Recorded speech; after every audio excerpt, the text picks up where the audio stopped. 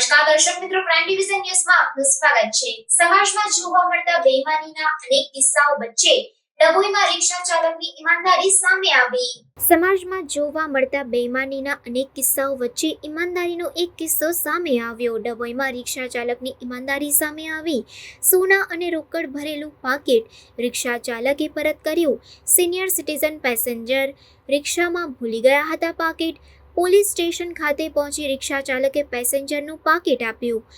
Bharat સિનેમાથી ST depot સુધી રિક્ષામાં કાંતિલાલ જેરામભાઈ રોહિત તેમજ પુંજીબેન જેરામભાઈ રોહિત બેઠા હતા। આવા ઈમાનદારી ભર્યા કિસ્સાઓથી જ સમાજમાં માનવીય મૂલ્યોનું જતન થઈ રહ્યું છે। રિક્ષા ડ્રાઈવર મયુદ્દીન ઇસ્માઇલભાઈ કાકુજીની ઈમાનદારીને પોલીસ તંત્ર અને સિનિયર સિટીઝને બિરદાવી।